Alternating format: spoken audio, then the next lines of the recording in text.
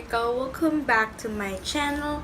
And for today's video, I decided to do a holiday glam look featuring some of the Gigi Hadid and Maybelline collection products. And if you want to know how to get this look, then please keep on watching.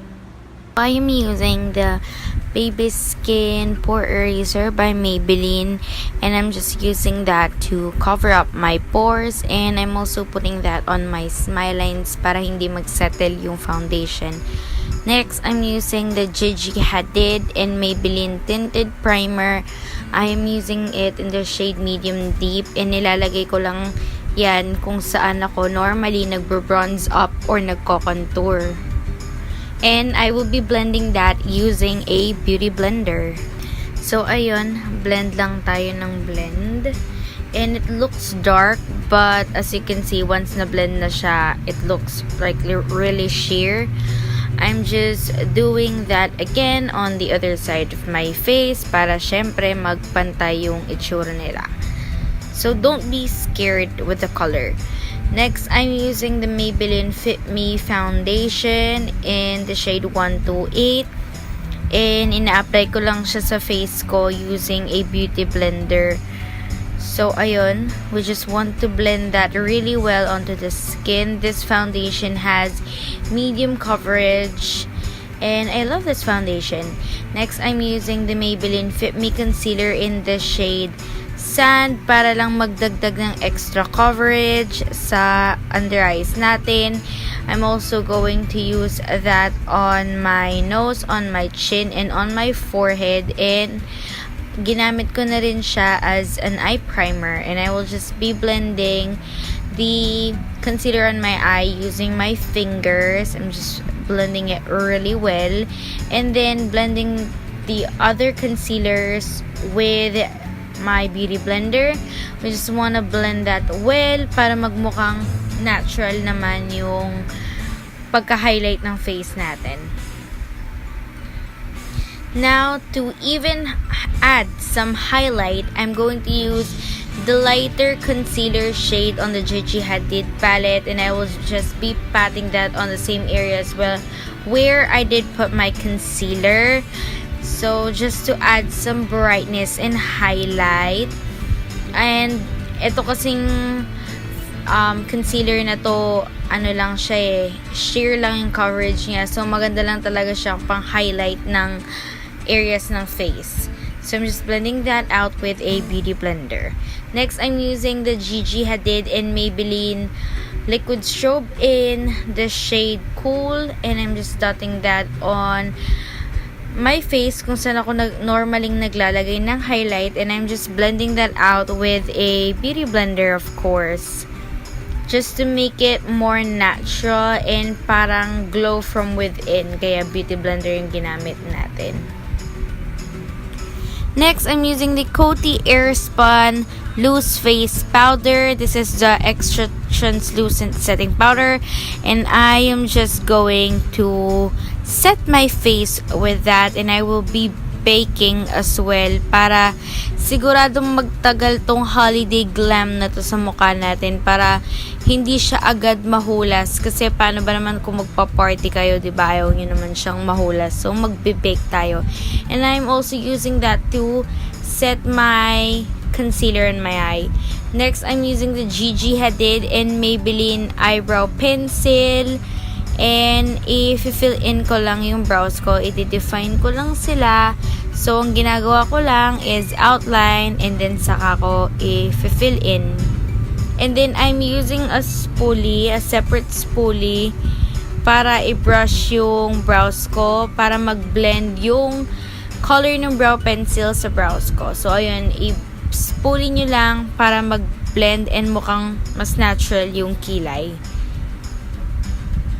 Next, I am using the Gigi Hadid and Maybelline Eye Contour Palette. I am using the second shade in the palette, and I'm just dipping my fluffy brush in, and I will be putting that onto my crease area. This will act as my transition shade. So, ayun, we just want it really blended, and then I am getting the intensity of the color that I want. So, konti-konti lang yung pagdagdag ko ng product hanggang sa makuha ko yung pigmentation na gusto ko. I'm using the third shade in the palette. And para din yung transition shade, pero ilalagay ko lang yan to add warmth in my eyes para mas mag-warm pa yung look natin. And yes, I'm just blending that onto my crease area like so.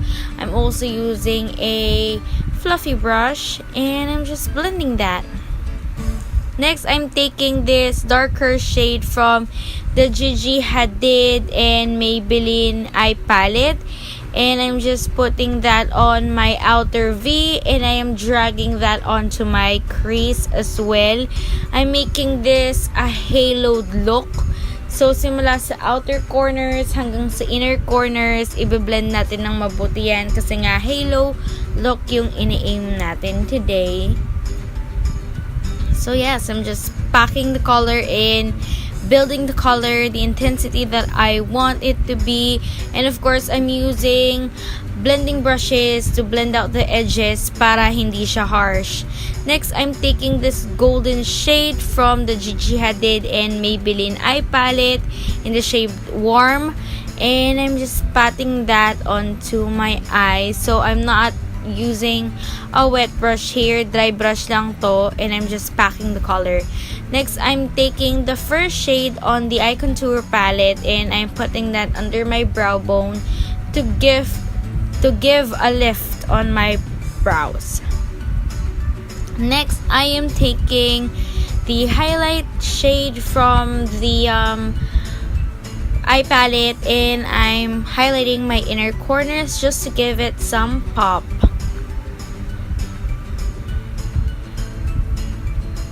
Next, I'm taking a mix of both shades and ilalagay ko lang yan sa lower lash line ko para mag-act din as a transition sa ilalagay nating darker shades. So, I'm just blending that well using a pencil brush. Next, I'm taking a flat angled brush and I am using the darkest color from the eye palette and I'm putting that on my lower lash line para bigyan ng intensity and para mag-balance out yung upper lash line sa lower lash line. So, I did a wing liner off camera using the Gigi Hadid liquid liner and I did also use the gel liner as a tight liner and I also put that on my lower waterline and now I am curling my lashes and I will be putting on some mascara and the mascara that I am using is the Gigi Hadid and Maybelline Fiber Mascara. I'm using the first is the mascara. I'm applying that to my lashes and then the second step is apply the fibers and then recoating it with the mascara and I am just making sure na lahat ng fibers na nilagay ko is coated.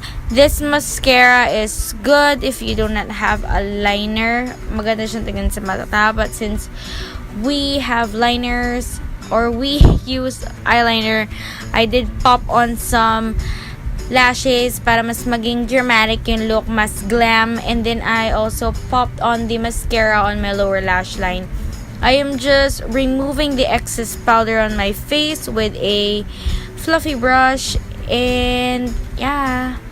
Next, I'm using the Jet Setter palette and I'm using the bronzer and I will be putting that on the hollows of my face kung saan ako normaling nagko-contour. And I am blending that with a brush. So, blend lang ng blend. So, ilalagay yan sa forehead, sa cheekbones, or sa lower ng cheekbones, and then sa jawline din, para mas mag-slim yung bilog kong face. Next, I am baking the sides of my face, yung sa ilalim ng contour, para mas maging sharp yung contour natin, para mas ma-define siya. Also, I am going to do an a nose contour kasi hindi pwedeng wala tayong nose contour kasi kailangan lagi may nose contour dahil hindi matangos yung ilong ko. Next, I'm just using the blush from the palette and I'm just blushing my cheeks up just to give it a flush of color since sobrang intense ng eyes natin. Now I'm taking the highlighter. This highlighter is poppin', guys. It is poppin', and I'm just putting that on the highest point of my cheeks, and then on my nose as well, on my chin as well. Now I am just blending the bake out in a Next, I am using the Maybelline and Gigi Hadid lip liner in the shade Khair, and I'm just lining my top lip and lower lip. So first, ginagawa ko yung cross, and then saka ko i-outline yung upper lip, and then gagawa kong line sa gitna ng lower lip, and then saka ko i-outline yung lower lip.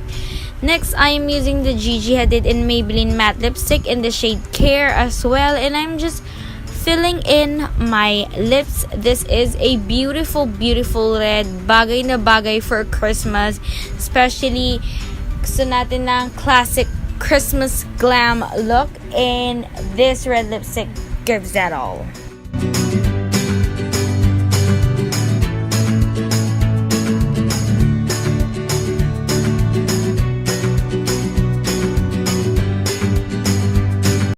That's it for this video, guys. So if you liked this video, give this video a big thumbs up and click that subscribe button down below to be a part of my family.